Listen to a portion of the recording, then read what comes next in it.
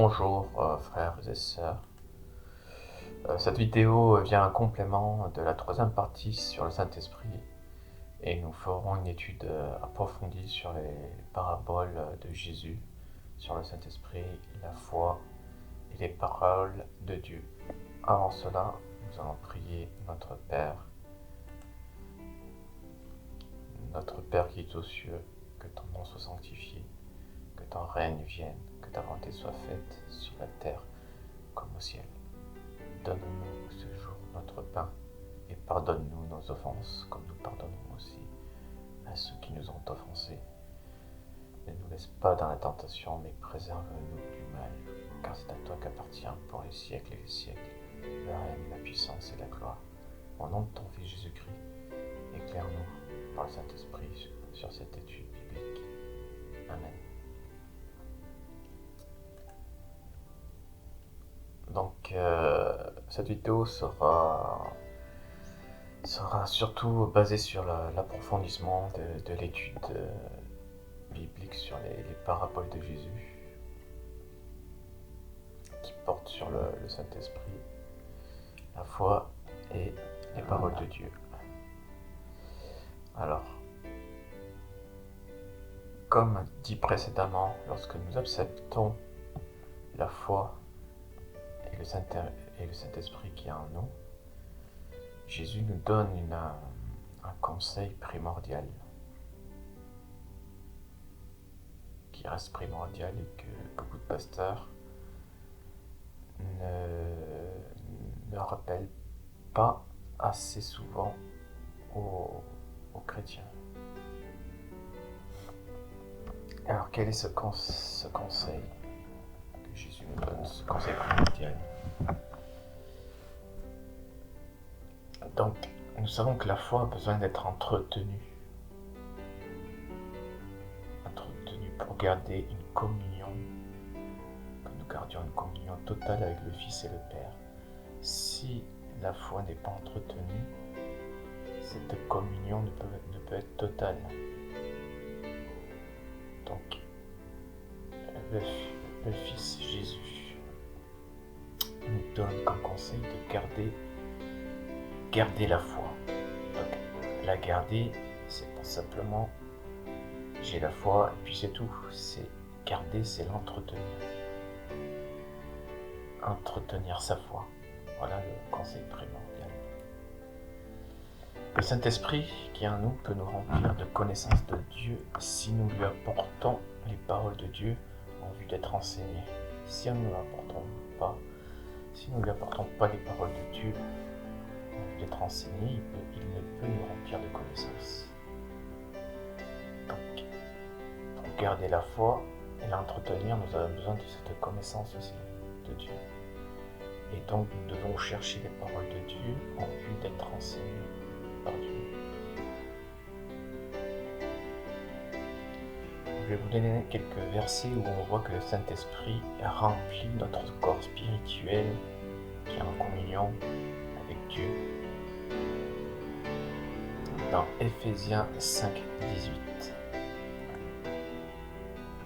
nous avons, il est écrit: ne vous enivrez pas de vin, c'est de la débauche, soyez au contraire remplis de l'esprit. Donc là, il y a une exhortation à se remplir de l'esprit, remplir de la connaissance de Dieu, voilà, enseigné par le Saint-Esprit. Dans Actes 6.3, il est écrit: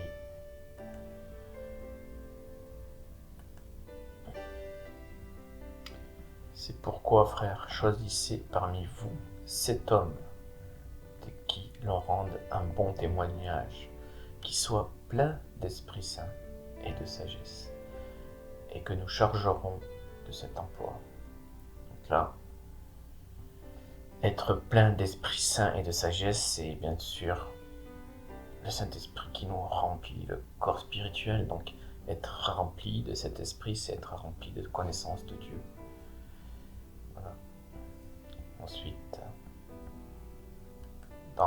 Michée 3, 8, il est écrit « Mais moi, je suis rempli de force, de l'Esprit de l'Éternel.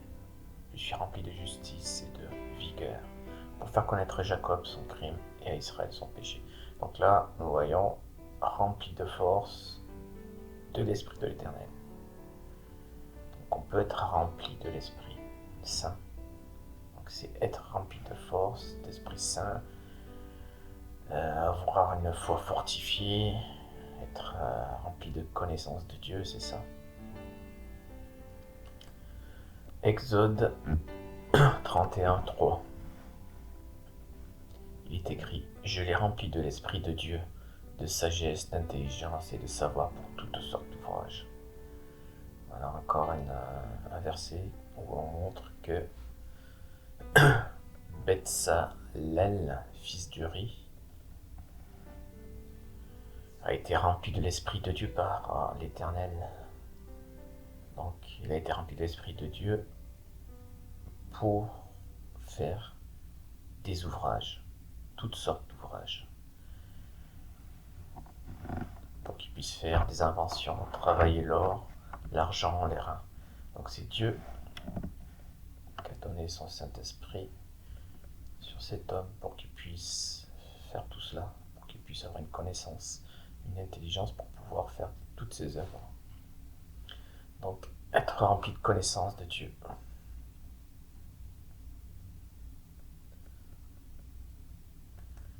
Exode 35, 31. Il l'a rempli de l'Esprit de Dieu. Là, on parle de la même personne, en fait. Sachez que l'Éternel a choisi Betsaël, fils d'Uri, fils de Hur, de la tribu de Juda. Il l'a rempli de l'Esprit de Dieu, de sagesse, d'intelligence et de savoir pour toutes sortes d'ouvrages. C'est Moïse qui rappelle ça aux enfants d'Israël. Donc oui, être rempli de l'Esprit Saint, c'est être rempli de la connaissance de Dieu. C'est d'être rempli de la connaissance de Dieu. Ensuite, Luc 1, 14.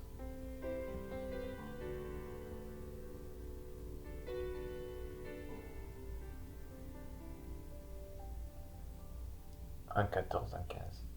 Il sera pour toi un sujet de joie et d'allégresse, et plusieurs se réjouiront de sa naissance, car il sera grand devant le Seigneur, il ne boira ni vin ni liqueur enivrante, et il sera rempli de l'Esprit Saint dès le sein de sa mère. » Donc là, c'est l'ange qui dit à Zacharie que son fils sera rempli de l'Esprit Saint dès le sein de sa mère, dès qu'il sera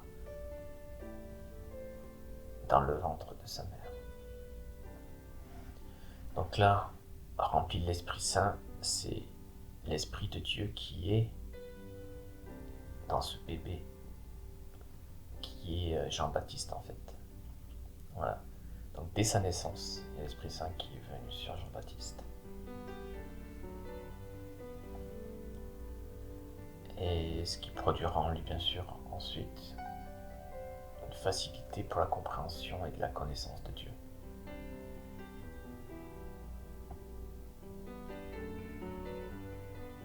Car la connaissance de Dieu par les hommes, bien entendu, c'est pas nécessairement la même que celle par Dieu lui-même. C'est la vraie connaissance de Dieu, c'est celle qui est donnée par le Saint-Esprit.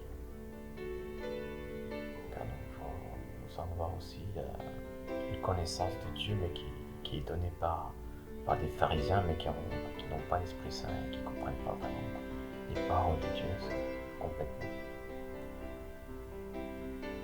Donc là, je parle bien en fait de la connaissance de Dieu qui est donnée par le Saint-Esprit, donc par Dieu.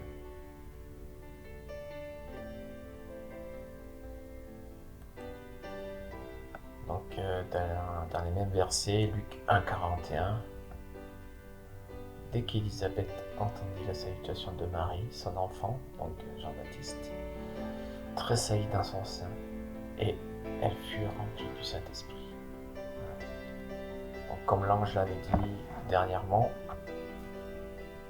pour le bébé qui fut rempli par le Saint-Esprit, sa mère également fut également remplie du Saint-Esprit.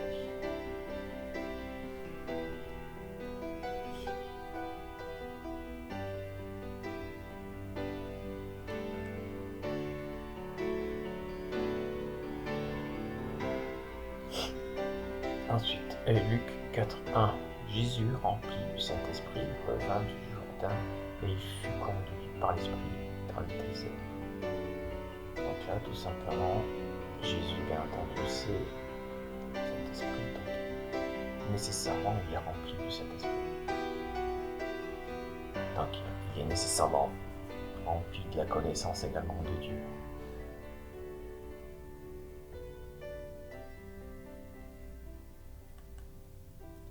Ensuite, Acte 9, 17.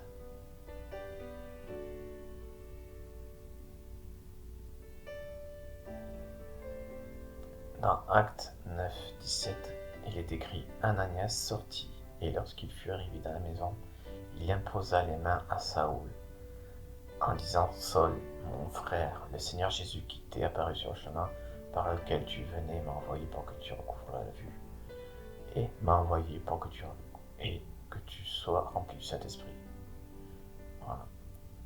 Donc rempli du Saint-Esprit, et donc grâce à ce Saint-Esprit qu'il a reçu, qu'il va recevoir, bien entendu, il aura une connaissance des paroles de Dieu totale.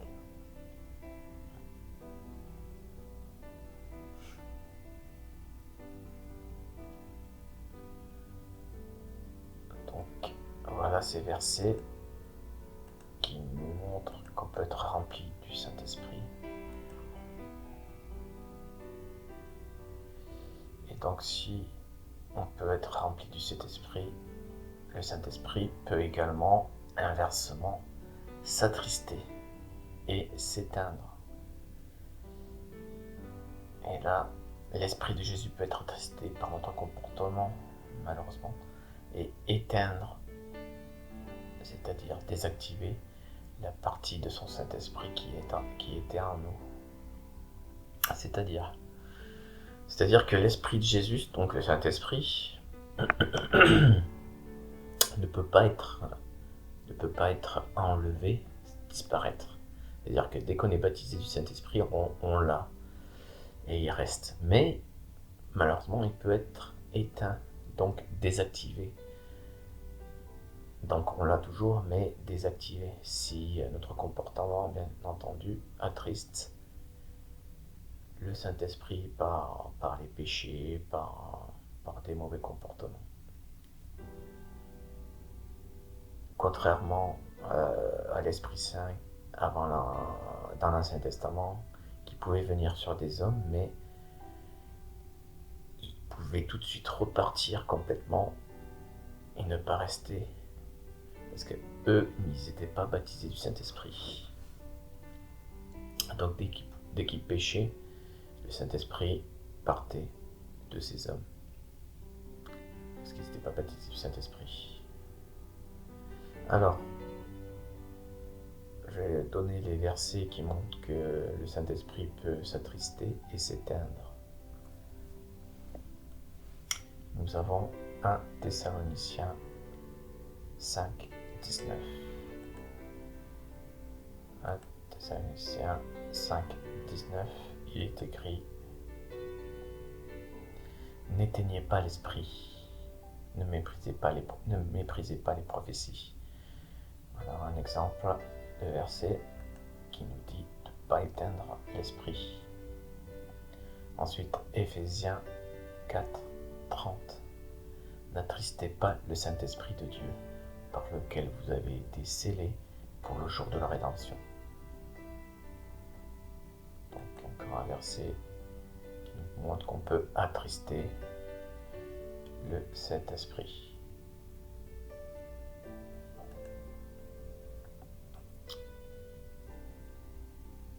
Alors, comme dit précédemment, lorsque nous acceptons la foi et le Saint-Esprit en nous, il faut veiller de manière active être en communion avec l'Esprit Saint de Jésus. Être en communion, c'est quoi? C'est manger le pain et boire le vin en mémoire de Jésus. Dans Luc 22, 17. Donc, avoir en mémoire Jésus. Donc, qu'est-ce que nous devons faire pour avoir en mémoire Jésus? Qu'est-ce qu'il nous dit de faire, Jésus? Luc 22, 17. Ayant pris une coupe et rendu grâce, il dit, prenez cette coupe et distribuez-la entre vous, car je vous le dis, je ne pourrai plus désormais de fruits de la vie jusqu'à ce que le royaume de Dieu soit venu. Donc, il nous demande de faire cela en sa mémoire. C'est quoi? Boire le vin et manger le pain, qui est son corps. Alors, celui qui vient à Jésus, c'est celui qui mange sa chair, c'est le pain. C'est faire la volonté du Fils. Voilà, car lorsque Jésus dit manger le pain en ma mémoire, c'est-à-dire, c'est quoi? C'est venez à moi, Jésus, et faites ma volonté. C'est ça, manger sa chair. Manger son pain, le pain. Manger le corps du Christ, c'est ça. C'est pas manger le pain d'un point de vue, premier point de vue, c'est-à-dire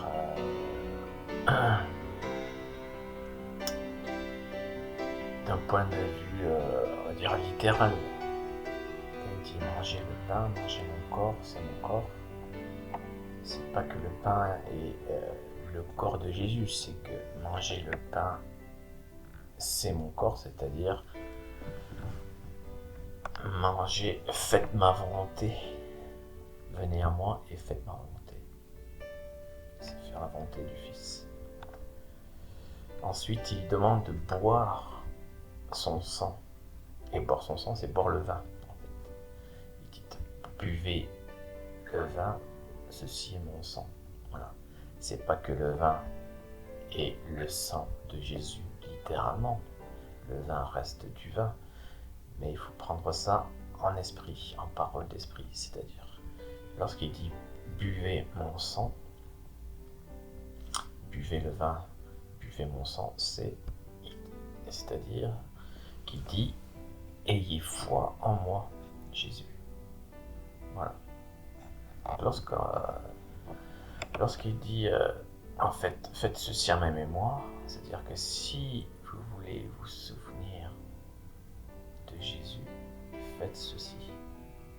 Vous venez à Jésus, vous mangez le pain, c'est-à-dire le pain, c'est les paroles de Dieu également. Vous mangez le pain, la parole de Dieu, et vous faites la volonté de Jésus. Voilà, c'est pas simplement de le lire, les paroles de Dieu, mais il faut le faire aussi. Ensuite, boire son sang, c'est le vin. C'est garder la foi. C'est comme ça que vous allez garder la foi. En buvant son sang, le vin. C'est comme ça que vous allez entretenir la foi en Jésus. C'est en mangeant le pain, où vous aurez quoi en récompense, en plus un entretien et une foi fortifiée en buvant son sang.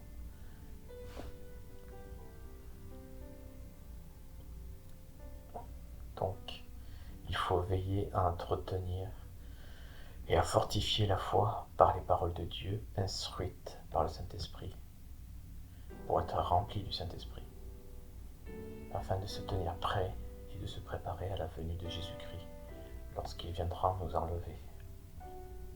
Voilà ce que ça veut dire veiller. Donc, je vais vous donner la parabole de Jésus qui commence dans Matthieu 24, 42. Veillez donc. veillez donc, comme je vous ai dit, c'est veiller activement à garder votre foi fortifiée par la connaissance de Dieu que le Saint-Esprit nous enseigne à travers les paroles de Dieu, que nous lui apportons sans cesse. Il faut amasser les paroles de Dieu, il faut aller chercher ces paroles. Elles ne vont pas venir toutes seules, ces paroles. C'est le Saint-Esprit qui va vous donner les paroles, mais il faut méditer les paroles. Donc il faut apporter ces paroles pour pouvoir les méditer avec le Saint-Esprit, pour qu'il nous explique ce que veut dire ces paroles. C'est ça. Donc nous devons activement les rechercher, ces paroles, pour pouvoir les méditer avec le Saint-Esprit. Donc veillez donc à garder votre foi fortifiée par la connaissance de Dieu, que le Saint-Esprit nous enseigne à travers les paroles de Dieu que nous lui apportons sans cesse.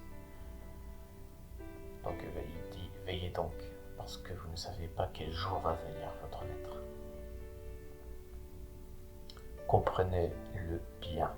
Si le maître de maison avait su à quelle heure de la nuit le voleur devait venir, il aurait veillé et n'aurait pas permis qu'une personne mûre de sa demeure. Donc là, Jésus est en train de dire l'enlèvement qu'il va faire des chrétiens. L'enlèvement va venir comme un voleur. Alors, c'est pour ça qu'il nous dit de veiller. Il va venir comme un voleur, c'est-à-dire qu'on ne sera pas... Il va venir comme un voleur, c'est-à-dire que on ne peut pas savoir quand est-ce qu'il viendra tout de suite. Quand est-ce qu'il viendra, on ne sait pas. Donc c'est pour ça qu'il nous demande de veiller, pour être sûr d'avoir suffisamment de foi et un Saint-Esprit rempli pour lui. Donc veillez à avoir cette foi entretenue. C'est ça qu'il nous demande. Ainsi donc, vous aussi, tenez-vous prêts. Voilà, il nous demande de vous tenir prêts, car c'est à l'heure que vous ne pensez pas que le Fils de l'homme va venir. Quel est donc le serviteur fidèle et avisé que le maître a établi sur les gens de sa maison pour leur donner la nourriture en temps voulu? Donc là, les gens de sa maison, c'est les chrétiens. Et la nourriture, c'est la parole de Dieu enseignée par le Saint-Esprit, par le biais des pasteurs et des frères qui donnent les paroles de Dieu. Et comme il est écrit dans Matthieu 4, Jésus répondit, il est écrit, l'homme ne vivra pas de pain seulement, mais de toute parole qui sort de la bouche de Dieu. Donc voilà comment il veut que nous remplissons, que nous nous alimentons, et que nous nous alimentons de la parole de Dieu.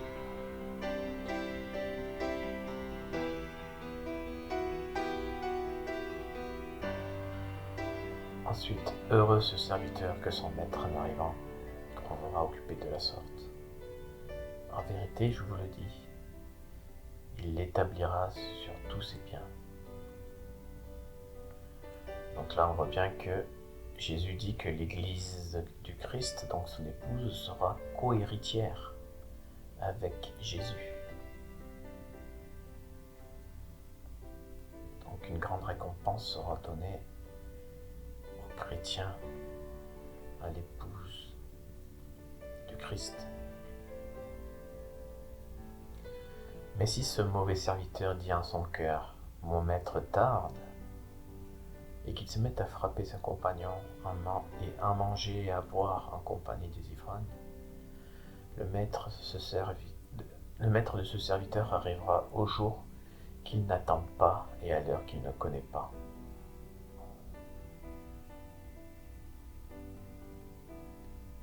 Il le retranchera et lui assignera sa part parmi les hypocrites. Là seront les pleurs et les grincements de dents. Donc voilà ce qui arriverait au mauvais serviteur qui aurait abandonné les paroles de Dieu se mettre à commettre des péchés.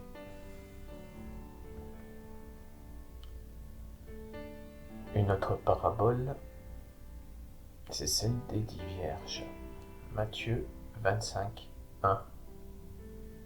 Alors il en sera du royaume des cieux comme de 10 vierges qui s'en allèrent, munies de leurs lampes, à la rencontre de l'époux. Donc les vierges, comme j'avais dit dans la précédente vidéo, les vierges représentent les églises, les chrétiens. Et donc les chrétiens, les lampes représentent le Saint-Esprit et le corps spirituel du chrétien. Voilà. Donc la représentation des lampes, c'est le Saint-Esprit et le corps spirituel du chrétien. Et le corps spirituel du chrétien, c'est le corps que l'on obtient lorsqu'on est né de nouveau.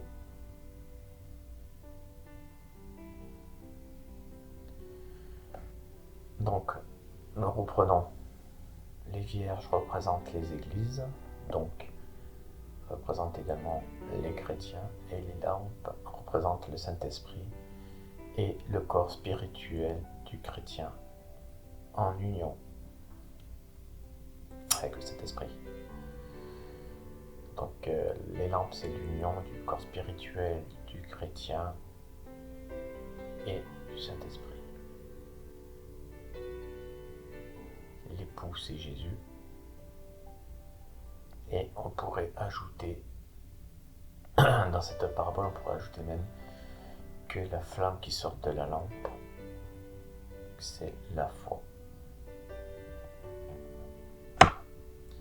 Lorsqu'on est rempli de foi, c'est qu'on est rempli de la connaissance de Dieu, instruite par le Saint-Esprit, et qui nous permet de fortifier la foi. Alors, je me suis trompé. Lorsqu'on est rempli en fait rempli du Saint-Esprit, voilà. Lorsqu'on est rempli du Saint-Esprit, c'est qu'on est rempli de connaissance de Dieu. C'est comme ce que je vous ai dit. C'est qu'on est rempli de la connaissance de Dieu, mais instruite par le Saint-Esprit. Pas par les hommes, mais par le Saint-Esprit. Et qui nous permet donc de fortifier la foi qu'on a en Jésus. Et ainsi d'éviter que cette flamme, donc, qui représente la foi, s'affaiblisse avant de s'éteindre. Bien entendu que éteinte, bien que éteinte, la foi, comme le Saint-Esprit, reste tout de même en nous. Donc elle est simplement désactivée, en attendant que les chrétiens qui ont la foi désactivée se repentent, pour qu'ils puissent rallumer la flamme de la foi. Par la repentance, on peut rallumer la flamme de la foi. C'est pour ça qu'elle est seulement désactivée cette foi. Elle n'est pas disparue, elle n'est pas perdue, mais désactivée, comme le Saint-Esprit qui est en nous. Alors je continue. Alors il en sera du royaume des cieux comme de 10 vierges qui s'en allèrent, munies de leurs lampes, à l'encontre de l'époux. Or 5 d'entre elles étaient sottes, et 5 étaient sensées. Les sottes, en effet, prirent leurs lampes, mais sans se munir d'huile. Donc l'huile, c'est quoi? Ce sont les paroles de Dieu. Tandis que les sensées, représentent en fait l'épouse, l'église de Christ, en même temps que leurs lampes prirent de l'huile dans les fioles. Et donc les fioles, c'est quoi? Ce sont les écritures de Dieu qui contiennent les paroles de Dieu. Donc la Bible, gros nom. Ensuite, comme l'époux se faisait attendre, elles s'assoupirent toutes et s'endormirent. Mais à minuit, un cri retentit. voici l'époux, sortez à sa rencontre. Donc là, c'est le jour de l'enlèvement par Jésus, qui est venu comme un voleur. Alors toutes ces vierges se réveillèrent et apprêtèrent leurs lampes.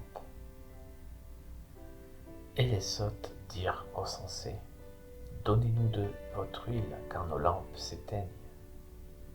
Donc là, on peut voir que la foi, c'est-à-dire la flamme, est en train de diminuer au point de s'éteindre. La cause peut en être diverse, donc à cause de cette diminution de la foi, et donc de la flamme.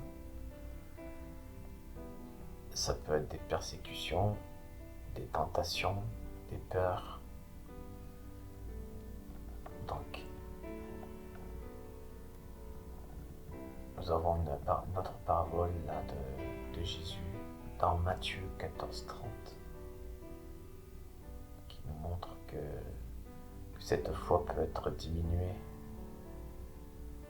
à cause de beaucoup de malheurs de la vie, quoi. Alors, Matthieu 14:30.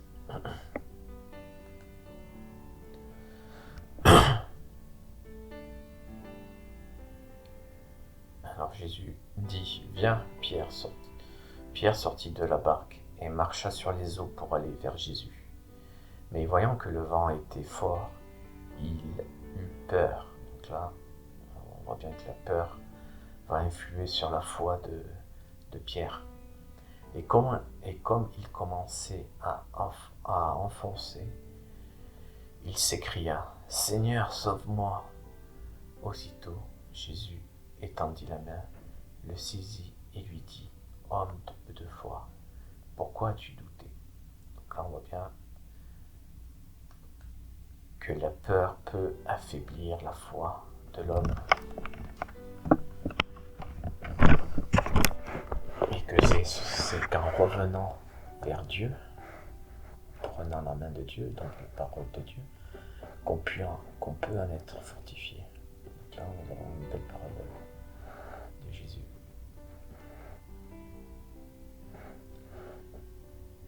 Donc, comme je vous ai dit, la foi, donc la flamme de ces vierges sottes était en train de diminuer au point de s'éteindre, et la cause était les persécutions, les tentations, les peurs. Ça peut être les tentations, les peurs, les persécutions, ou bien la paresse.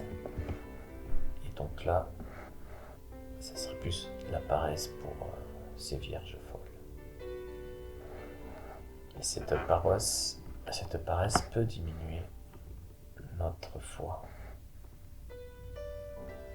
Et donc le corps spirituel du chrétien qui est en communion avec le Saint-Esprit, c'est-à-dire les lampes, attend d'être fortifié, car il est vide d'encouragement de parole de Dieu, instruite par le Saint-Esprit. Donc on peut voir que ces vierges folles ne cherchent pas à méditer la parole de Dieu avec le Saint-Esprit afin d'être instruites. Et c'est pour cela que leur Saint-Esprit est attristé et que la lampe diminue. Donc on a bien dit que la lampe, c'est l'union du corps spirituel du chrétien et du Saint-Esprit. Donc le Saint-Esprit diminue, entre guillemets, est diminué dans le corps spirituel du chrétien. Et donc le chrétien n'est plus en union, en communion avec le Saint-Esprit.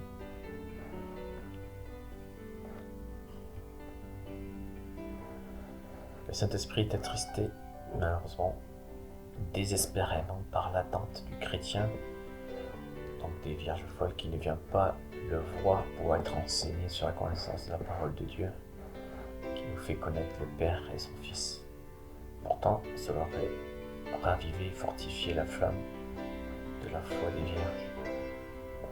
On peut voir que la foi de ces 5 vierges sottes n'est pas encore éteinte, bien que très affaiblie. Donc ces vierges-là seront repoussés par Jésus, non pas parce qu'ils ont la foi complètement désactivée, mais parce qu'ils ont une foi très affaiblie. Et donc, ils n'ont pas une communion totale avec Dieu, avec Jésus. Ils n'ont pas de communion totale. Il faut avoir une foi fortifiée et entretenue pour être en communion avec Dieu et pour qu'il puisse nous enlever. C'est ça qu'il est en train de nous dire. Ceux qui ont la foi affaiblie, dû à leur paresse, ou ça peut être dû aussi comme je vous l'ai dit, aux toutes sortes de persécutions ou peurs. Si ils ne se fortifient pas la foi, ils restent avec cette peur qui affaiblit leur foi. Et malheureusement, ils ne seront pas. Il faut revenir à la parole de Dieu pour méditer auprès du Saint-Esprit, pour qu'il nous apprenne, qu'il nous fortifie dans la foi. Ensuite, Matthieu 25,9. Mais celles-ci leur répondirent: il n'y en aurait sans doute pas assez pour nous et pour vous. Allez plutôt chez les marchands. Donc les marchands, ce sont les pasteurs qui enseignent, les frères qui enseignent. Et achetez-en pour vous. Mais il sera trop tard malheureusement pour celles qui n'ont pas entretenu leur foi par la méditation de la parole de Dieu enseignée par le Saint-Esprit, ou par les psaumes, ou par les hymnes, par les cantiques spirituels. Parce qu'on peut aussi fortifier notre foi par les psaumes, par les hymnes et par les cantiques spirituels. Éphésiens 5, 19. Il est écrit: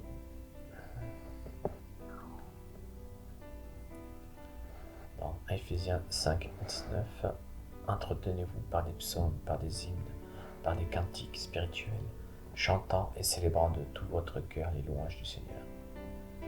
Donc nous avons là encore une autre manière de fortifier notre foi. Donc nous pouvons les fortifier par la parole de Dieu, mais aussi par les cantiques et les chants spirituels. Et également aussi une dernière chose aussi, on peut fortifier notre foi également par des prières et des aumônes, qui sont d'autres manières d'être en communion avec le Saint-Esprit. Donc dans 1 Thessaloniciens 5, 17 à 19, il est écrit: priez sans cesse, rendez grâce en toutes choses, car c'est à votre égard la volonté de Dieu en Jésus-Christ. N'éteignez pas l'esprit. Voilà.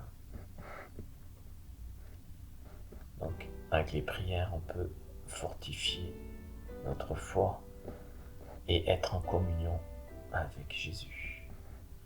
Dans Actes 10, 1, il y avait à Césarée un homme nommé Corneille, centenier de la cohorte dite italienne.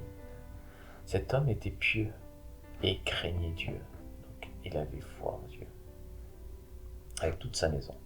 Il faisait beaucoup d'aumônes au peuple et priait Dieu continuellement.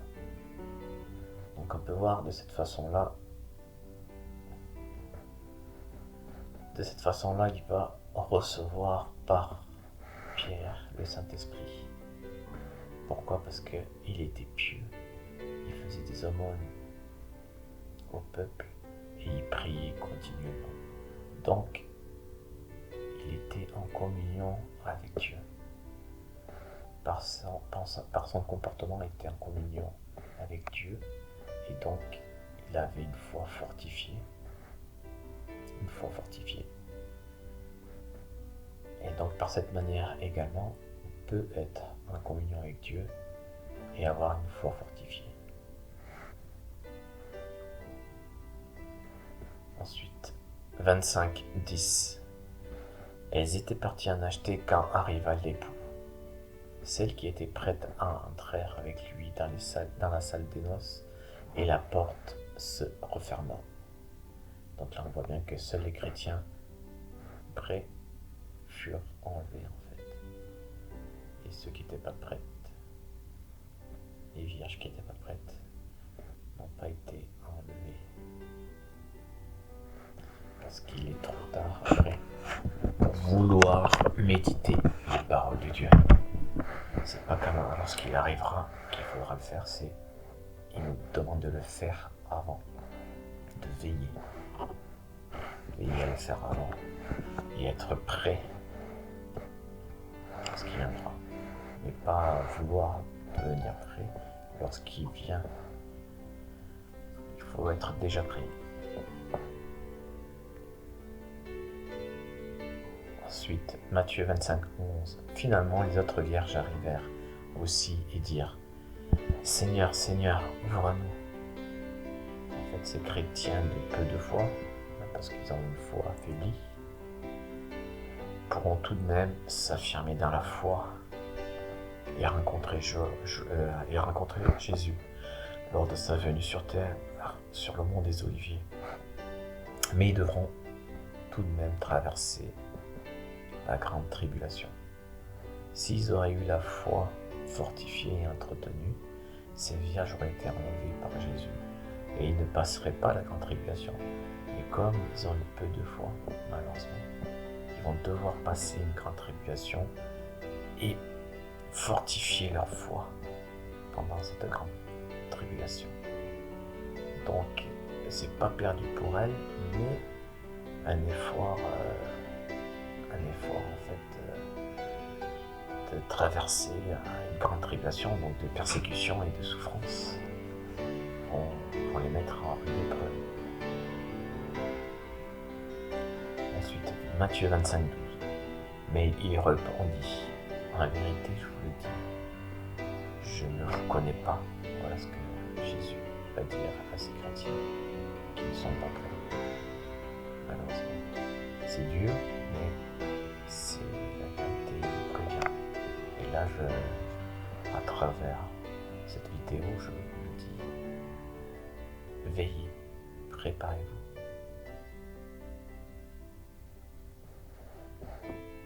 Donc, Jésus répond: Je vous ne connais pas, car ces vierges n'ont pas pris la peine de le connaître par paresse. Ils n'ont pas pris la peine de méditer les paroles de Dieu pour pouvoir mieux le connaître. Et c'est pour ça que Jésus dit: Je vous ne connais pas.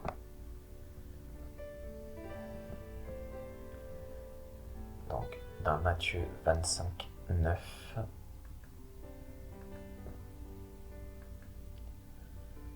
Matthieu 25, 9.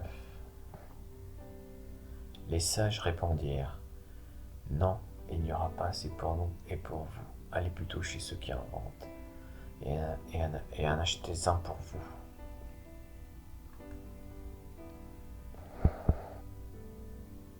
Donc, dans Matthieu 25, 9, les marchands, on avait dit que c'était les pasteurs, donc c'est les pasteurs qui vendent en fait les paroles de Dieu, qui donnent les paroles de Dieu. Et c'est ces paroles de Dieu qu'il faut méditer auprès du Saint-Esprit. Ensuite, dans Matthieu 25, 27, Matthieu 25, 27, il est écrit: Il te fallait donc remettre mon argent au banquier, et à mon retour, j'aurai retiré ce qui est à moi avec un intérêt. Donc là, Dieu dit: Je t'ai donné la foi et le Saint-Esprit,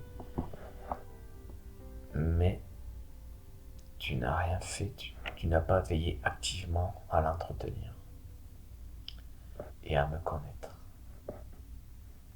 Si tu aurais vu les marchands ou les banquiers, qui représentaient aussi les pasteurs, tu aurais amassé des trésors qui sont les paroles de Dieu, tu aurais amassé. Et je t'aurais fait comprendre ces paroles dans toute sa signification. Et tu m'aurais mieux connu.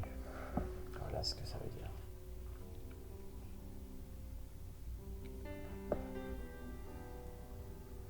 Donc dans Matthieu 25, 13, la suite c'est « Veillez donc, car vous ne savez ni le jour ni l'heure. »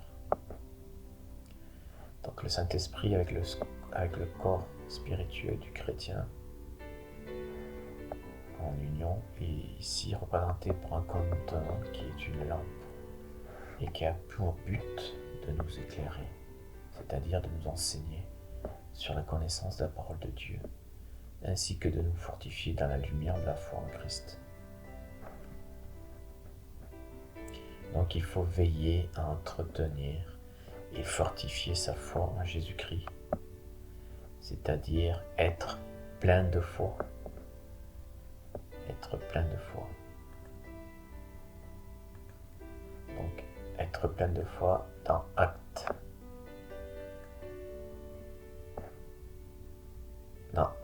6, 5.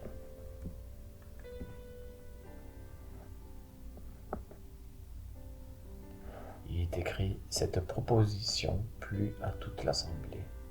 Ils élurent Étienne, homme plein de foi et d'Esprit Saint, Philippe, Prochor, Nicanor, Timon, Parménas et Nicolas, prosélyte d'Antioche. » Voilà, des élus comme personnes, comme hommes avec plein de foi et d'Esprit Saint.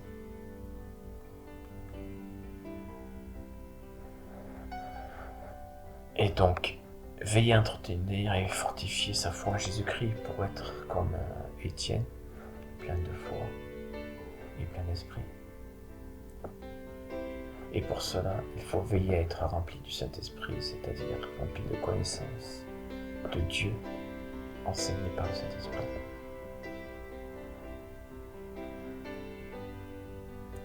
Donc l'huile dans la lampe, on a vu que c'était la parole de Dieu enseignée par le Saint-Esprit.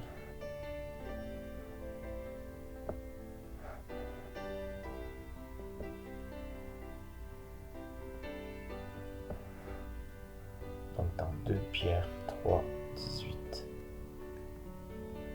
il est écrit « Croissez dans la grâce et dans la connaissance de notre Seigneur et Sauveur Jésus-Christ. À lui soit la gloire maintenant et pour l'éternité. Amen. » Donc on voit bien que Pierre nous exhorte également à croisser dans la grâce, mais aussi dans la connaissance de notre Seigneur Sauveur Jésus-Christ. Et pour croître dans la connaissance, bien entendu, il faut ramasser les paroles de Dieu. Il ne faut pas rester sans rien faire.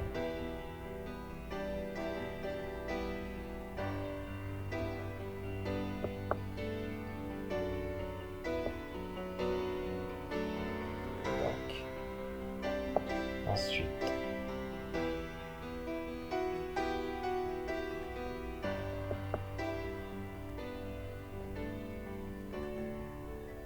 alors Dieu nous dit également de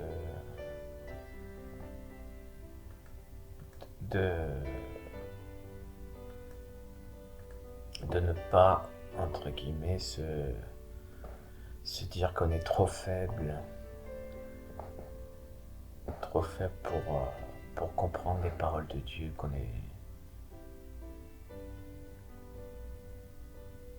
n'arrive pas à comprendre les paroles de Dieu, que c'est pas que s'ils prennent les paroles de Dieu, ça servira à rien, qu'ils sont beaucoup trop faibles en fait, voilà. Et Dieu leur dit, en fait, Dieu dit dans Proverbe 30, 25, en fait, que même les fourmis qui sont un peuple sans force préparent en été leur nourriture. Ça veut dire quoi? Ça veut dire tout simplement que ne dites pas « Seigneur, je n'ai point de force pour cela ». Parce que le Seigneur précise que les fourmis, qui sont eux un peuple sans force, et qu'on peut les écraser entre guillemets on peut les écraser en masse juste en posant le pied dessus, tellement qu'ils sont faibles par rapport aux hommes. Donc il dit que même ces fourmis qui sont sans force réussissent pourtant à amasser pendant l'été, à amasser leur nourriture pendant l'été.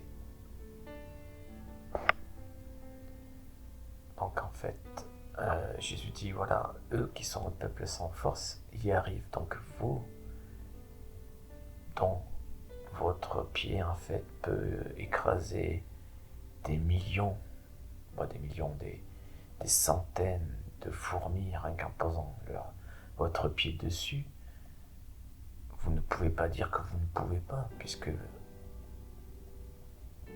parce que les fourmis, ils y arrivent, eux, à amasser de la nourriture. Donc vous également, vous pouvez amasser de la nourriture. Mais la nourriture dont il parle là, Dieu, c'est la nourriture spirituelle, c'est les paroles de Dieu. Donc ne dites pas que vous ne pouvez pas amasser les paroles de Dieu. Vous pouvez. C'est ceux qui sont qui agissent par paresse, qui disent ça, qui disent « je ne peux amasser les paroles de Dieu ».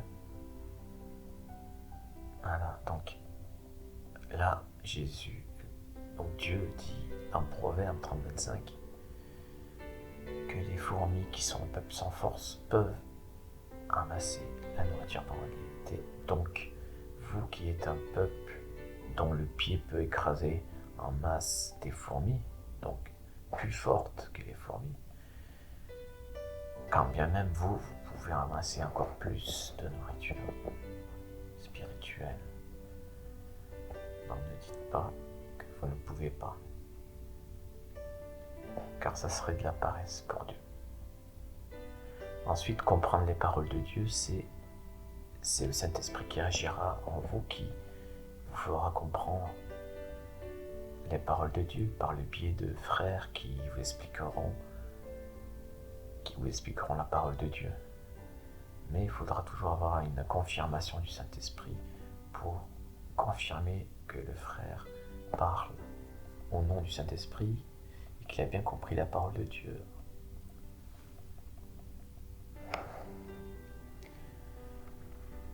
Donc amasser comme les fourmis les paroles de Dieu.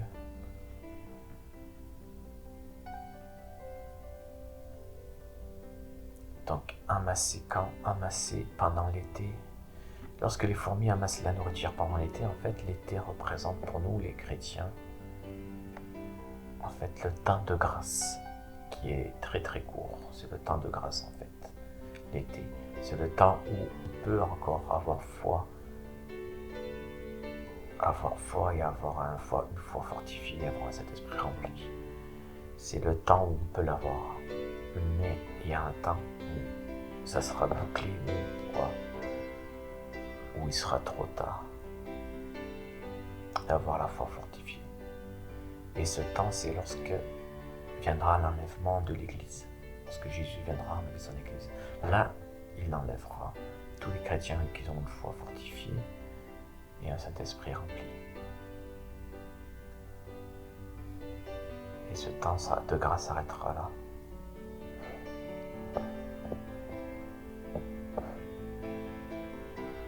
Donc, dans Proverbe 10.5,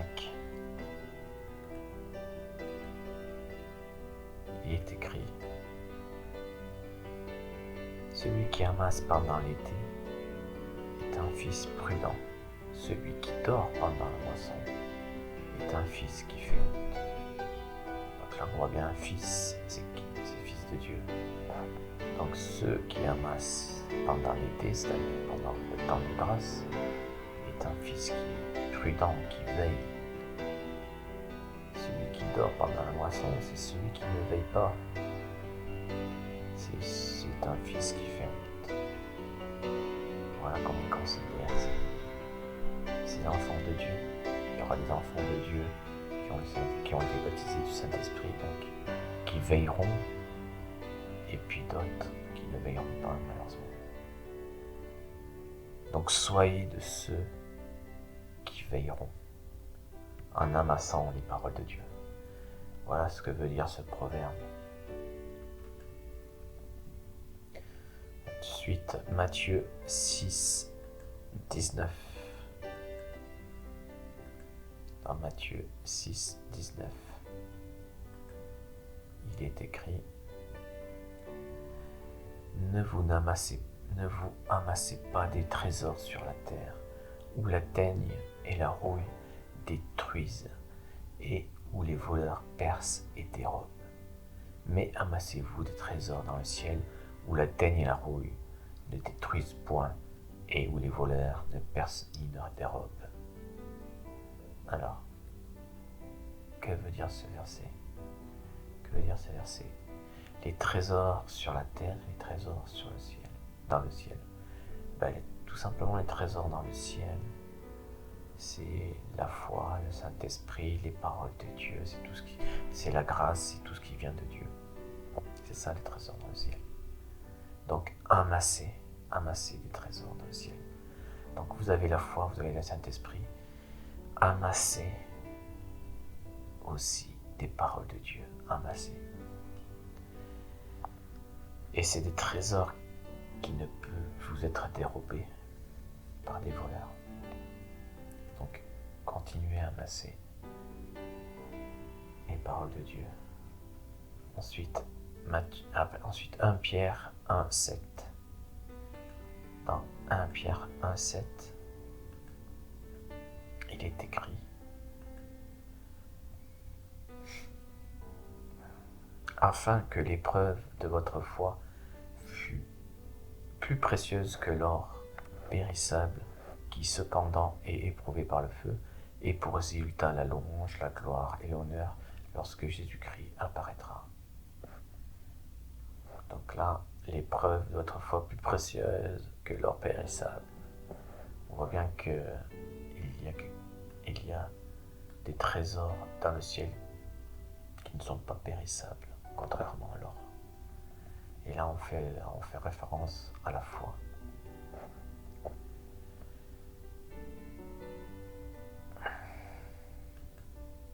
Ensuite,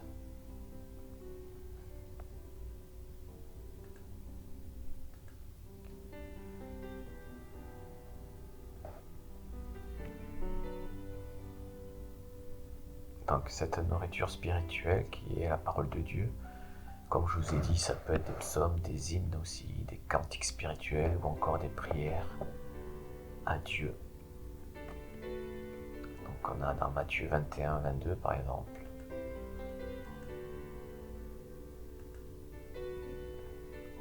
Il est écrit: tout ce que vous demanderez avec foi, par la prière, vous le recevrez.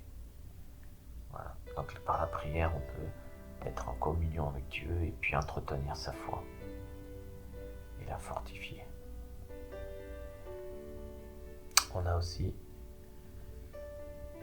un autre verset, Philippiens 4, 6. Ne vous inquiétez de rien, mais en toute chose faites connaître vos besoins à Dieu par des prières et des supplications avec des actions de grâce.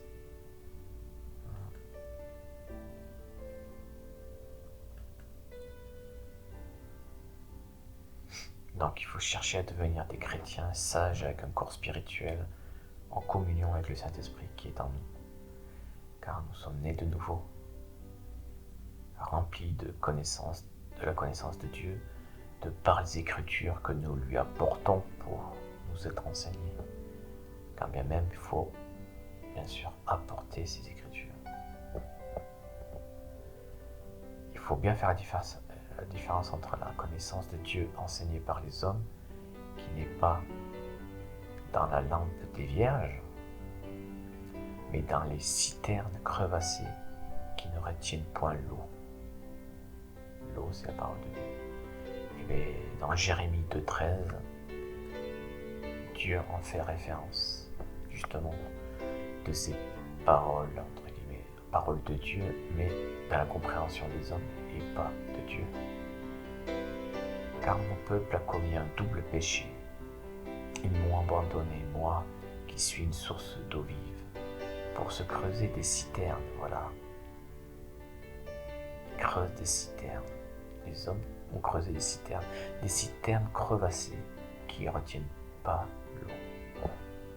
Donc c'est ces citernes, c'est ces enseignements des hommes, de la connaissance de Dieu, en fait, des paroles de Dieu. Enseignement des hommes en fait, de la parole de Dieu, ce sont des citernes crevassées qui ne retiennent pas l'eau. Et l'eau, c'est la connaissance de Dieu, c'est la parole de Dieu.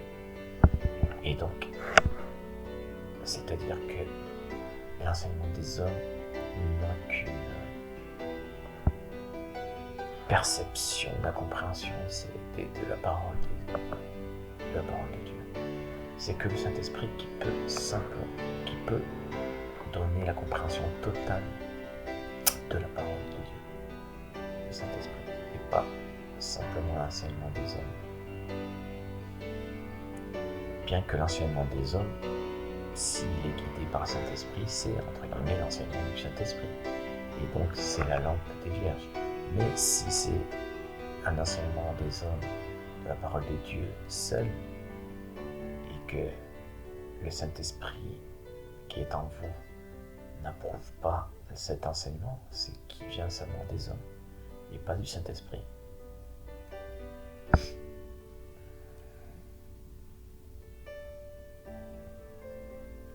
Ensuite,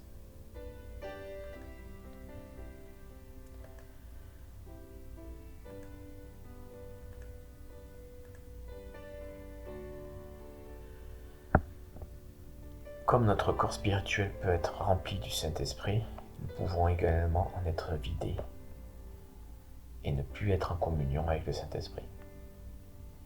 Le Saint-Esprit peut s'éteindre et s'attrister, se vider, être désactivé, comme la foi. Cependant, même désactivée, elle demeure en nous. Alors, dans Jean 14,16, ce verset nous montre qu'elle demeure en nous. Et moi, je prierai le Père et il vous donnera un autre consolateur, afin qu'il demeure éternellement avec vous. Donc, il demeure éternellement avec nous, le Saint-Esprit.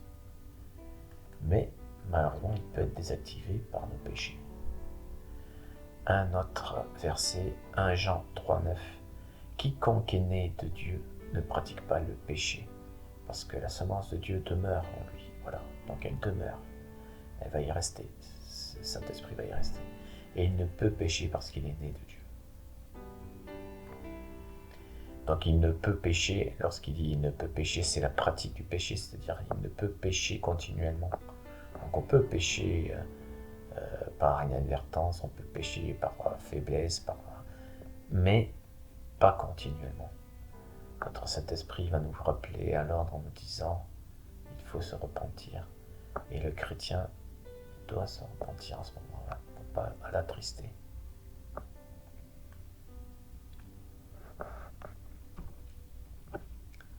Ensuite,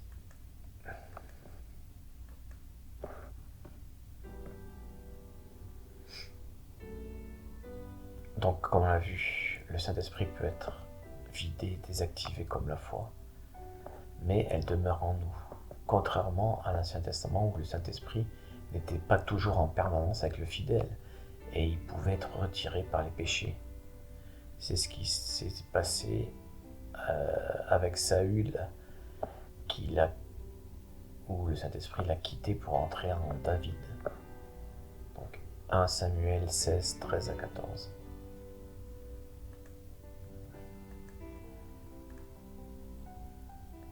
Samuel prit la corne d'huile et éloigné au milieu de ses frères. L'Esprit de l'Éternel saisit David. Et partir de ce jour, et dans la suite, Samuel se leva et s'en alla à Rama. Donc le Saint-Esprit peut venir ou repartir lorsque la personne n'est pas baptisée du Saint-Esprit, en fait. Voilà.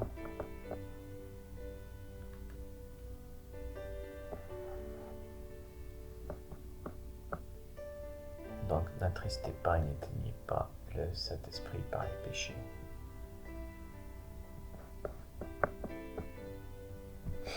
Ésaïe 63:10, il est écrit: mais ils ont été rebelles, ils ont attristé son Saint-Esprit, et il est devenu leur ennemi, il a combattu contre eux.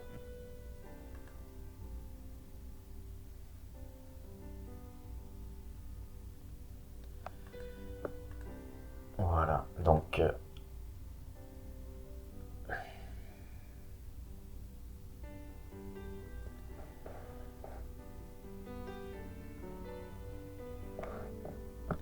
la communion avec le Saint-Esprit et la communion avec Jésus. Et Jésus nous permet de nous guider par la lumière de la foi vers le chemin étroit de la vie éternelle. Donc Jésus nous a donné un conseil primordial dans ses paraboles qui est de veiller, donc qui est de prier, méditer sans cesse la parole de Dieu en cherchant à connaître Dieu par l'enseignement du Saint-Esprit, afin d'être rempli du Saint-Esprit et de la connaissance de Dieu pour une fortification de notre foi. Luc 17, 5 et 6. Il est écrit: les apôtres dirent au Seigneur: augmente-nous la foi. Donc,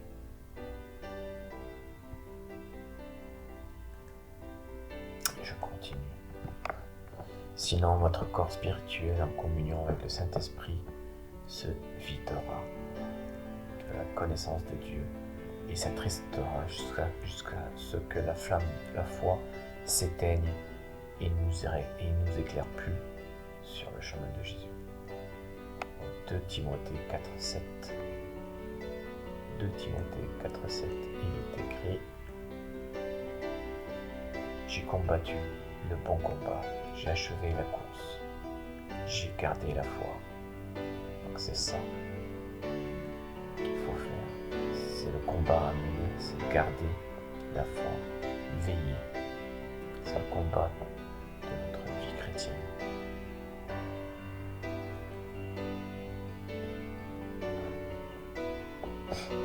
Donc le Saint-Esprit est l'Esprit de Jésus. Il est la parole de Dieu. Dans 1 Pierre 1,23, il est écrit: puisque vous avez été régénérés non par une semence corruptible, mais par une semence incorruptible, par la parole vivante et permanente de Dieu.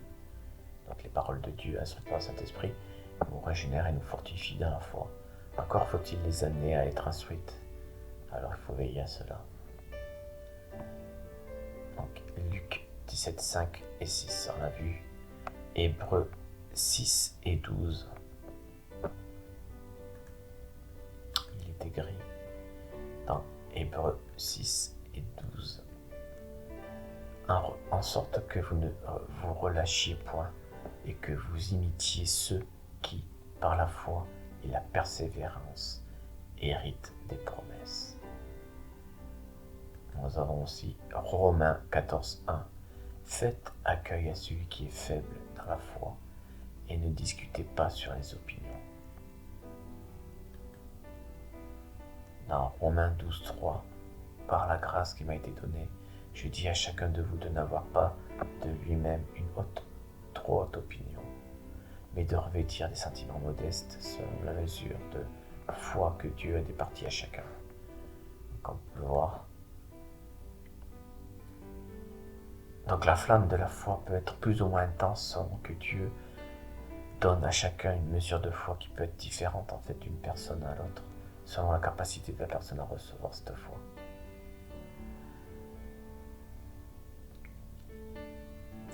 Donc Dieu donne à chacun une mesure de foi qui peut être différente d'une personne à une autre. Parce que Dieu donne la foi selon la capacité de la personne à recevoir cette foi.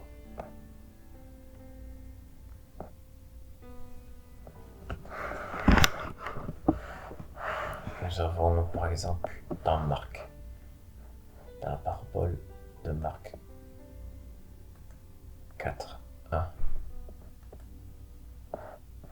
Jésus se mit de nouveau à enseigner au bord de la mer, Une grande foule s'étant assemblée auprès de lui, il monta et s'assit dans une barque sur la mer. Toute la foule était à terre sur le rivage. Il leur enseigna beaucoup de choses en paraboles, et il leur dit dans son enseignement, « Écoutez, un semeur sortit pour semer. Comme il semait une partie de la semence,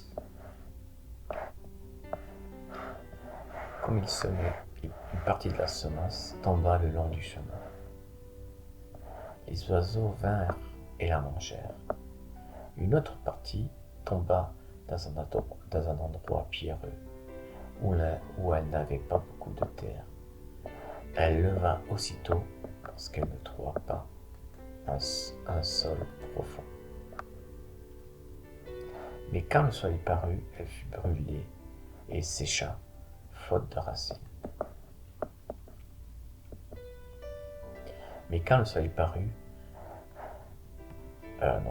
Dans le verset 7, une autre partie tomba parmi les épines.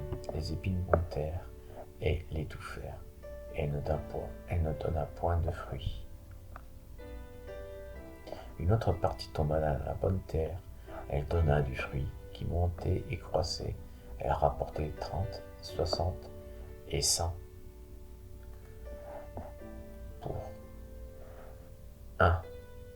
Puis il dit que celui qui a des oreilles pour entendre, entende.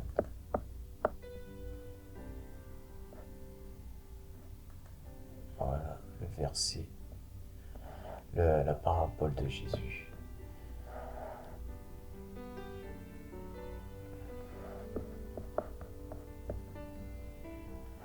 Donc il continue. Lorsqu'il fut en particulier, ceux qui l'entouraient avec les 12 l'interrogèrent sur les paraboles. Il leur dit, c'est à vous qu'a été donné le mystère du royaume de Dieu, mais pour ceux qui sont dehors, tout se passe en parabole, afin qu'en voyant, ils voient et n'aperçoivent point, et qu'en entendant, ils entendent et ne comprennent point, de peur qu'ils ne se convertissent, et que les péchés ne leur soient pardonnés.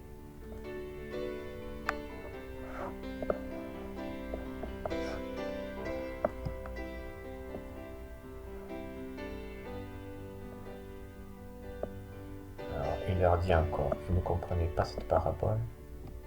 Comment donc comprenez-vous toutes les paraboles? Le semeur sème la parabole. Donc là, Jésus va nous donner l'explication de la parabole du semeur. Les uns sont le long du chemin où la parole est semée. Quand ils l'ont entendu, aussitôt Satan vient et enlève la parole qui a été semée en eux. Les autres, pareillement, reçoivent la semence dans les endroits pierreux. Quand ils entendent la parole, ils la reçoivent d'abord avec joie, mais ils n'ont pas de racines dans eux-mêmes. Ils manquent de persistance.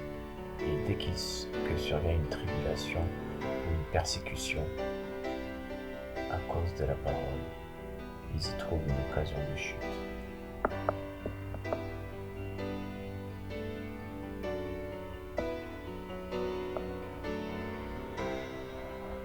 D'autres reçoivent la semence parmi les épines. Ce sont ceux qui entendent la parole, mais en qui les soucis du siècle, la séduction des richesses et l'invasion des autres convoitisent, étouffent la parole et la rendent infructueuse. D'autres reçoivent la semence dans la bonne terre. Ce sont ceux qui entendent la parole, la reçoivent et portent du fruit, 30, 60 et 100 pour un. Donc voilà, Jésus continue en disant, il leur dit encore, apporte-t-on la lampe pour la mettre sous le boisseau ou sous le lit, n'est-ce pas pour la mettre sur le chandelier? Car il n'y a rien de caché qui ne doive être découvert, rien de secret qui ne doit être mis à jour au jour.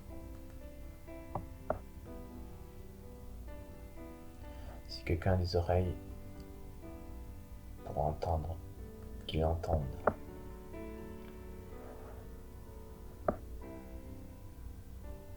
Il leur dit encore, prenez garde à ce que vous entendez.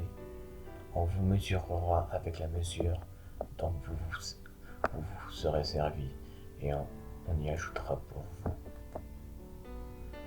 Et on y ajoutera pour vous, car on donnera à celui qui a, mais à celui qui n'a pas, on ôtera même ce qu'il a.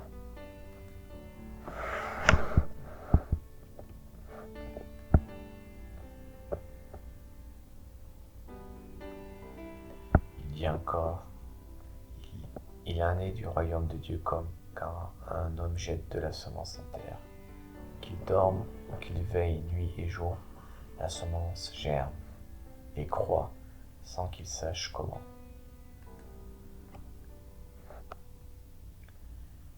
La terre produit d'elle-même d'abord l'herbe, puis l'épi, puis le grain, tout formé dans l'épi.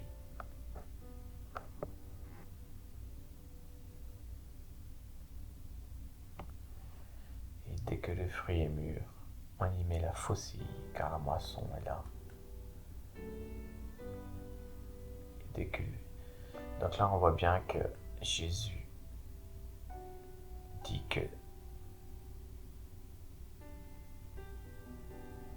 qu'en fait, les chrétiens dont la parole de Dieu fructifiera en eux, donc par le Saint-Esprit, grandira et apportera des fruits, ou fera apporter des fruits.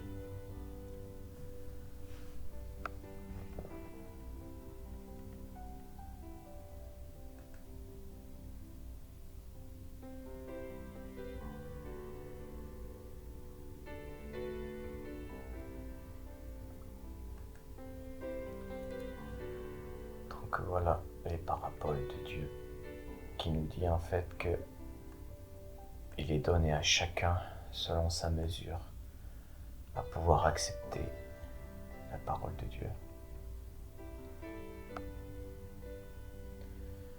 Donc d'autres paraboles qui représentent les paroles de Dieu instruites par le Saint-Esprit. On a dans Matthieu 25, 14, c'est comme un homme qui partant en voyage appela ses serviteurs et leur remit sa fortune.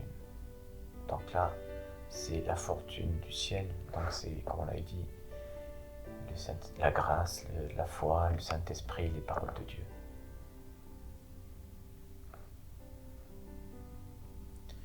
On continue. À l'un, il donna 5 talents, 2 à un autre, un seul à un troisième, à chacun selon ses capacités.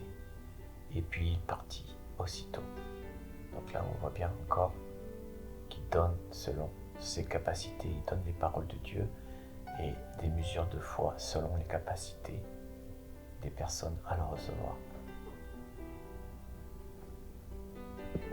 C'est pas qu'il donne plus à un qu'à l'autre parce que il préfère ce chrétien qu'à un autre. Non, c'est il donne en fonction de la capacité de la personne à le recevoir. Chaque personne a une capacité, un caractère qui peut recevoir plus ou moins des paroles de Dieu.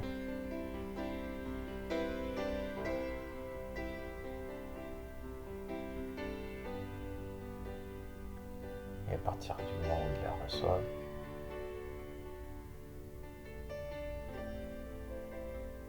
donc Jésus a donné la foi et les paroles de Dieu enseignées de l'Esprit Saint selon les capacités bien entendu qu'ils avaient à l'accepter. Et c'est ce que les serviteurs firent. Voilà.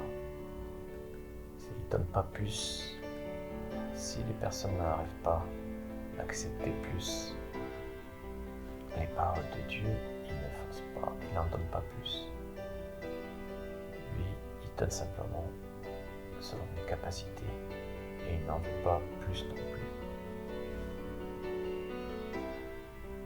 Donc le talent d'or représente ici la foi en Jésus avec la connaissance de Dieu instruite par le Saint-Esprit. Voilà. Donc dans Matthieu 25, 16, on continue. Celui qui avait reçu les 5 talents alla les faire produire et en gagna 5 autres. De même, celui qui en avait reçu 2 en gagna 2 autres. Et celui qui n'en avait reçu qu'un s'en alla faire un trou en terre et enfouit l'argent de son maître.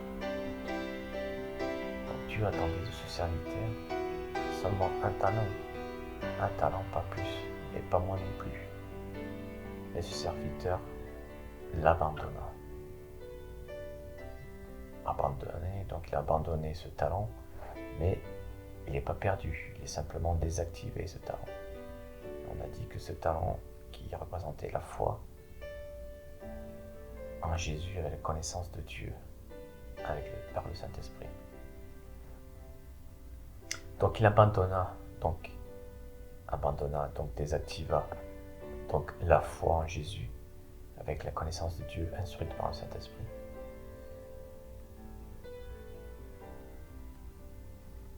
Donc Hébreux 10, 35. N'abandonnez donc pas votre assurance, à laquelle est attachée une grande rémunération. Voilà, une exhortation à ne pas abandonner la foi. Or, dans Hébreux 11, 1, or la foi est une ferme assurance des choses qu'on espère, une démonstration de celles qu'on ne voit pas. Voilà. Donc, là, on voit bien qu'ils abandonnent, que ce serviteur a abandonné la foi. Contrairement aux vierges folles où la foi a été très affaiblie, mais pas désactivée. Faute d'entretien et de paresse.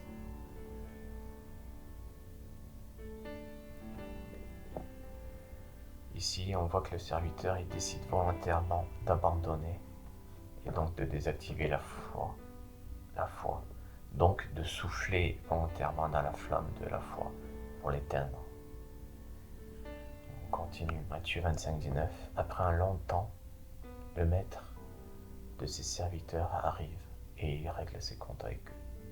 Celui qui avait reçu les 5 talents s'avança et présenta 5 autres talents. Seigneur, dit-il, tu m'as remis 5 talents, voici 5 autres talents que j'ai gagnés. C'est bien, serviteur bon et fidèle, dit son maître. En peu de choses tu as été fidèle, sur beaucoup je t'établirai. Donc ça veut dire que Dieu n'a pas demandé beaucoup de ce fidèle, mais il sera beaucoup récompensé. Entre dans la joie de ton Seigneur. Vint ensuite celui qui avait reçu 2 talents. Seigneur, dit-il, tu m'as remis 2 talents. Voici 2 autres talents que j'ai gagnés. C'est bien un serviteur bon et fidèle, lui dit son maître. En peu de choses tu as été fidèle, sur beaucoup je t'établirai. Entre dans la joie de ton Seigneur. Vint enfin celui qui lui donnait un seul talent. Seigneur, dit-il, j'ai appris à te connaître pour un homme âpre au gain.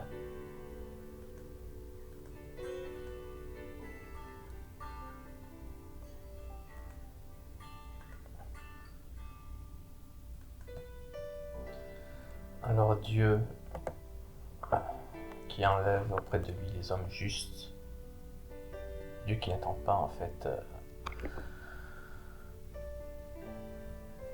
lorsque dans le verset, le serviteur a un seul talent, on dit Seigneur, dit-il, j'ai appris à te connaître pour un homme âpre au gain. En fait, âpre au gain, c'est-à-dire que Dieu, un Dieu qui n'attend pas d'œuvre de ses serviteurs. Voilà, c'est vrai. Dieu n'attend pas d'œuvre de ses serviteurs. C'est pas par les œuvres qu'on obtient le salut, c'est par la foi. Donc il n'attend pas d'œuvre de nous. Donc ce serviteur le fait remarquer à son maître, donc à Dieu, qu'il a appris à le connaître, qu'il est un homme âpre au gain. Tu moissonnes où tu n'as point semé, et tu ramasses où tu n'as rien répandu. Il est en train de dire que Dieu enlève auprès de lui les hommes justes, ayant bonne conscience de la part une bonne conscience de par la pratique de leur loi intérieure. La loi intérieure qui est inscrite dans leur cœur intelligent avec seulement une connaissance naturelle de Dieu, mais sans un talent d'or donné par Dieu. Qui est la foi avec la connaissance de Dieu, instruite par le Saint-Esprit, comme on a vu. Donc à plus forte raison, ce serviteur pense qu'en rendant ce trésor qui lui a été confié, il entrera dans la joie du Seigneur, parce que déjà le Seigneur enlève également des serviteurs à qui il n'a pas donné de foi ou de grâce, qui n'a pas donné de talent d'or, mais qui agissent de par leur pratique avec une bonne conscience, qui agissent en fait comme s'ils avaient la loi de Dieu inscrite dans leur cœur.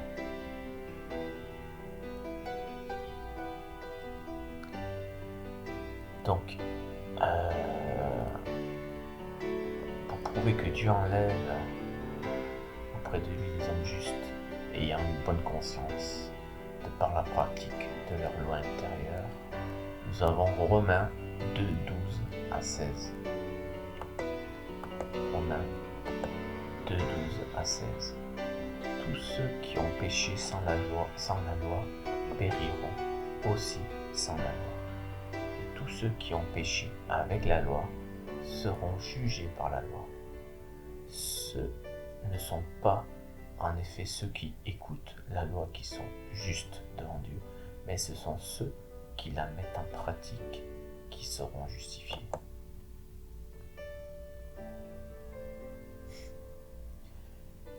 Quand les païens qui n'ont point la loi font naturellement ce que prescrit la loi, ils sont, eux qui n'ont point la loi, une loi pour eux-mêmes. Ils montrent que l'œuvre de la loi est écrite dans leur cœur, leur conscience en rendant témoignage, et leurs pensées s'accusant ou se défendant tour à tour. C'est ce qui paraîtra au jour où, selon mon évangile, Dieu jugera par Jésus-Christ les actions secrètes des hommes. Donc là, Paul dit bien que les hommes justes ayant une bonne conscience de la part de la pratique de leur loi intérieure seront jugés également, et qui seront enlevés, ils seront jugés comme justes, bien qu'ils n'aient point la foi et le Saint-Esprit en eux, bien qu'il n'ait pas le talent d'or du serviteur. Donc le serviteur a bien compris cela et il le fait remarquer à Dieu en disant: toi, Dieu, tu enlèves, toi, Maître, qui enlève les serviteurs qui n'ont même pas de foi et de Saint-Esprit en eux.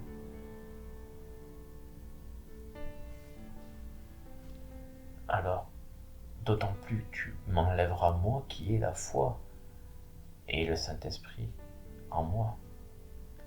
Sauf que ce que ce serviteur n'y dit pas, c'est que cette foi et ce Saint-Esprit qu'il a en lui sont désactivés. Pourquoi? Parce qu'il a été abandonné par ce serviteur.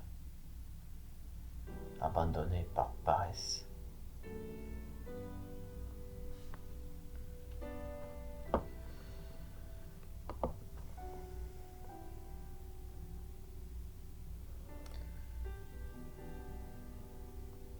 Alors, comment on peut dire que les hommes peuvent avoir une connaissance naturelle de Dieu? Eh bien, il est marqué dans Romains 1, 19 à 21.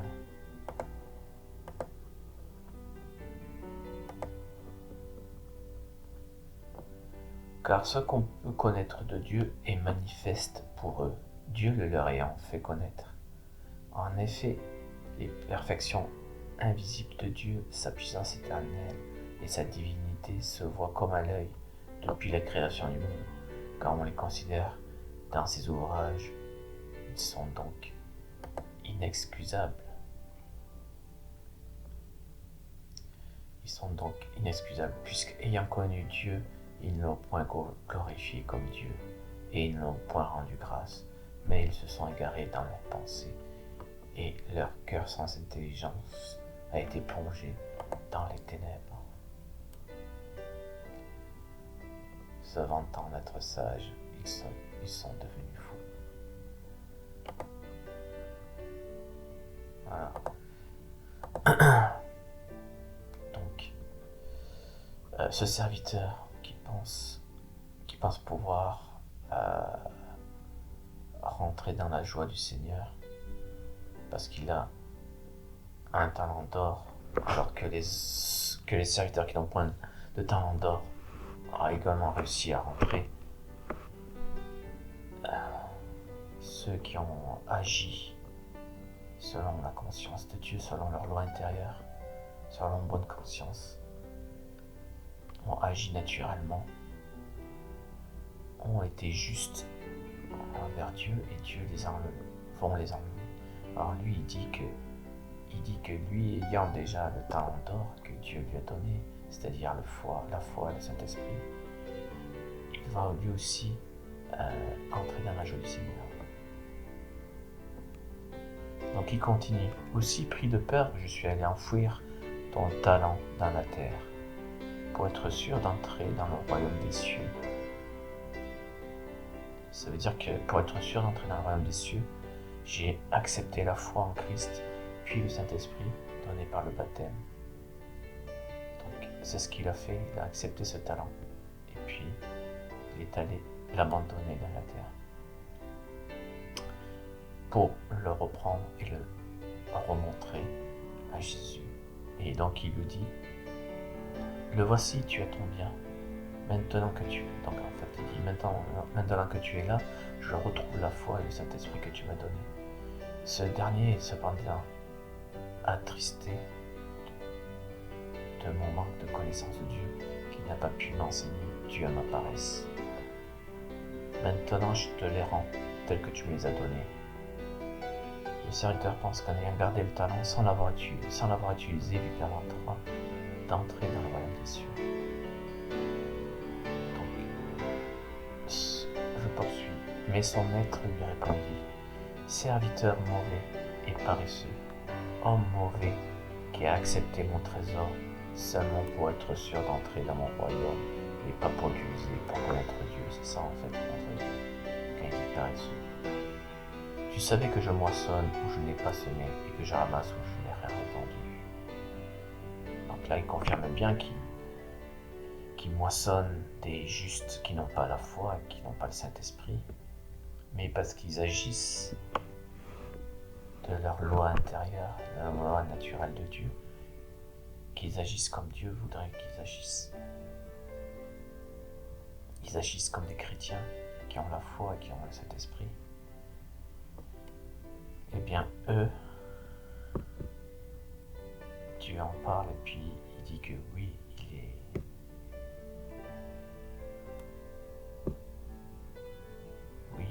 il moissonne là où il n'a pas semé et qui ramasse aussi là où il n'a rien répandu. Eh bien, tu aurais dû placer mon argent chez le banquier. Donc là, il est en train de dire au serviteur ce qu'il aurait dû faire, c'est-à-dire veiller à aller voir des banquiers, des pasteurs, pour que les pasteurs lui donnent les paroles de Dieu, pour qu'il puisse annoncer ces paroles de Dieu, pour qu'il puisse les méditer avec le Saint-Esprit.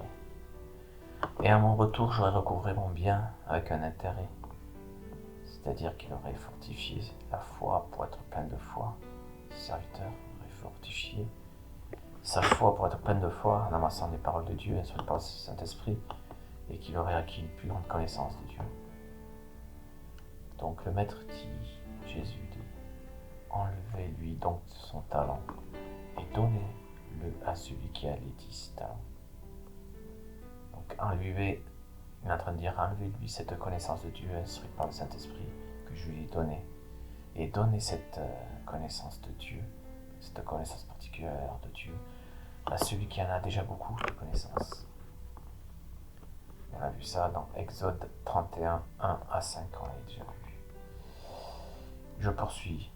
Car à tout homme qui a, l'on donnera, et il aura du surplus. Tout homme qui a amassé en fait des paroles de Dieu, enseignées par le Saint-Esprit, aura un surplus de connaissance de Dieu. Mais à celui qui n'a pas amassé les paroles de Dieu, enseignées par le Saint-Esprit, eh bien on enlèvera ce qu'il a, c'est-à-dire on enlèvera cette connaissance particulière de Dieu. On a d'autres paraboles qui fait référence à cela dans Marc 4, 1 à 34. On l'avait vu précédemment ensemble. Donc je poursuis. Et à ce propre règne de serviteur, jetez-le dehors dans les ténèbres. Là seront les pleurs et les grincements de dents. Ce serviteur ne passera pas malheureusement à l'enlèvement, mais il subira la grande tribulation. Mais comme j'ai dit, ce n'est pas tout de même pas perdu pour lui. Donc ici, Dieu illustre la paresse de certains serviteurs de Dieu qui se disent qu'étant baptisés du Saint-Esprit et ayant eu la foi, ils pourront entrer comme un laissez-passer dans le royaume de Dieu, sans avoir à veiller à entretenir la foi, par la connaissance de Dieu instruite par le Saint-Esprit. Dans ces paraboles, Jésus explique qu'il ne faut pas seulement être baptisé du Saint-Esprit et se dire en son cœur « Je suis baptisé et j'ai l'Esprit Saint. Je suis prêt pour l'enlèvement par Jésus vers la vie éternelle. » Et puis c'est tout. Détrompez-vous car il vous laissera dans les ténèbres, c'est-à-dire dans la grande tribulation. Il faut fortifier la foi par des prières, la méditation des paroles de Dieu, afin que l'Esprit de Jésus nous remplisse de son Esprit Saint, qui est la connaissance de Dieu, pour que nous puissions à notre tour, avec l'aide du Saint-Esprit, fortifier la foi des autres frères et sœurs. Il faut entretenir sa foi en Jésus entre chrétiens. C'est dans 1 Thessaloniciens 5, 11. Il est écrit dans 1 Thessaloniciens 5, 11. C'est pourquoi exhortez-vous réciproquement et édifiez-vous les uns les autres, comme en réalité vous le faites. Voilà comment on fait pour s'aider à fortifier la foi. Et donc, le Saint-Esprit nous aidera à passer à l'âge adulte spirituellement et nous aidera à la compréhension des paroles de Dieu inscrites dans la Bible. En d'autres termes, un serviteur de Dieu avec une foi fortifiée est rempli du Saint-Esprit, donc de la connaissance de Dieu, et est capable de fortifier la foi d'un frère en Christ avec l'aide du Saint-Esprit, afin qu'il soit rempli également du Saint-Esprit, donc de la connaissance de Dieu, par la parole de Dieu. Jésus nous dit que ce frère dont la mesure de foi est faible, donc de 1 talent, doit chercher tout de même à se faire aider par des frères qui ont une foi fortifiée par le Saint-Esprit avec les Écritures, et donc remplis de la connaissance de Dieu et donc du Saint-Esprit. Mais pas rester sans rien faire par paresse et l'abandonner pour le garder dans le même état, car sinon notre corps spirituel se videra du Saint-Esprit, donc de la connaissance de Dieu, et notre foi ainsi que le Saint-Esprit en nous s'éteindront, c'est-à-dire se désactiveront, et nous ne serons plus en communion avec Jésus. Voilà pour cette étude. Je vais vous laisser et la prochaine étude, ça sera sur la foi, la repentance, la vie éternelle. Voilà, en attendant, je vous bénis et nous allons prier notre Père qui est aux cieux, que ton nom soit sanctifié, que ton règne vienne, que ta volonté soit faite sur la terre comme au ciel. Donne-nous ce jour notre pain et pardonne-nous nos offenses, comme nous pardonnons aussi à ceux qui nous ont offensés. Ne nous laisse pas dans la tentation, mais préserve-nous du mal. Car c'est à toi qu'appartient pour les siècles et les siècles le règne, la puissance et la gloire. Au nom de ton Fils Jésus-Christ, bénis tous ceux et celles qui ont écouté cette étude et éclaire-les. Amen.